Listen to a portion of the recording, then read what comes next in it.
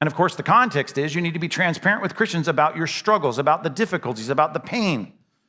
Now, we're hoping you're not in perpetual struggle. Even though your struggles may maintain, there are times when they're crushing down on you so hard that you feel like you can't continue. That's the time you better share it. And you better have the same perspective the Apostle Paul has, and that is, I don't want you to be unaware, brothers, that this is happening to me. Now, here's where it's not going to happen. Probably when the chairs are set up in theater arrangement, all facing the front while someone is up here teaching the Bible, that's not when it's going to happen. We'd prefer it not happen then because I'm talking right now, and it'd be good if you wouldn't be sharing with each other your struggles. It may happen a little bit in the lobby, maybe a little in the parking lot, but the time this is going to happen are when the chairs at church or some church function go face to face instead of side by side. And I know I talk a lot about this, but you really can't do church on the weekends. That's not how this works. The church is all about us being face-to-face in chairs or sofas or couches or whatever, facing one another and having discussions where people that you repeatedly see every single week, they know you and you know them. You know their struggles and they know yours. And you're transparent enough to share with them what you're going through. If you don't do that, right, then when you struggle, God's going to say, why aren't you doing what I told you to do? I gave you the example right here from the Apostle Paul. And number one was when you're struggling, people should know. Not just any people. Right? Your coworkers shouldn't know more about your struggles than your fellow brothers and sisters at church. You need to share these. You need to be open to these. Why?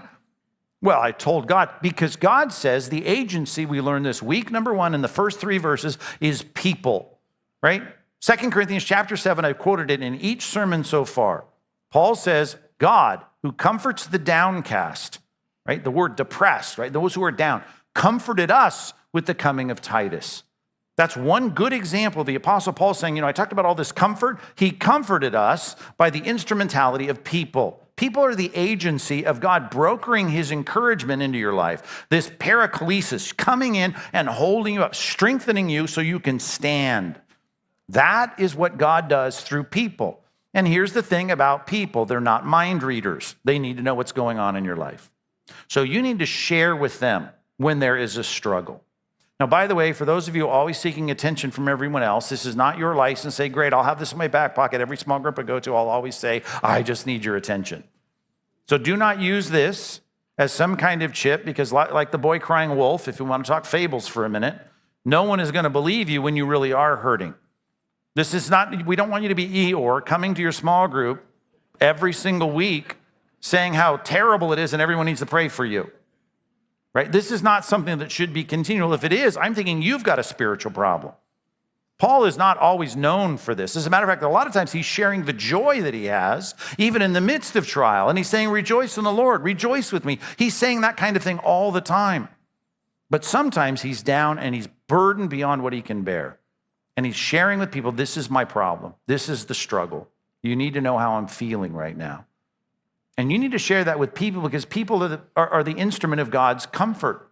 And until they know that, God can't mobilize them, or at least he doesn't seem to mobilize them as we need them mobilized. Philippians chapter 2, verses 1 through 5. Here's a set of words that are very important. It's what we need, and it always happens in the context of a group of people. People whose interests are not focused on the front with someone, preaching the Bible, but people who are face-to-face talking biblical things and helping one another.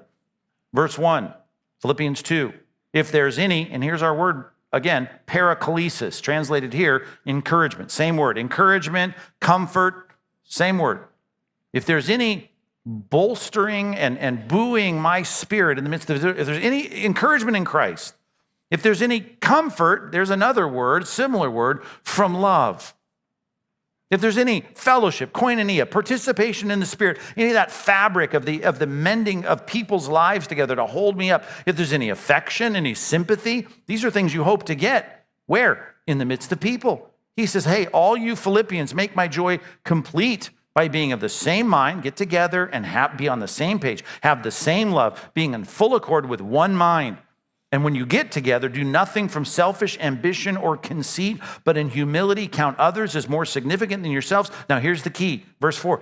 Let each of you look not only to your own interests, but also the interests of others. Have this mind among yourselves, which is yours in Christ Jesus. And then it goes on to this great Christological section about how he left heaven to come and meet the needs of human beings by his life and death on a cross and his resurrection.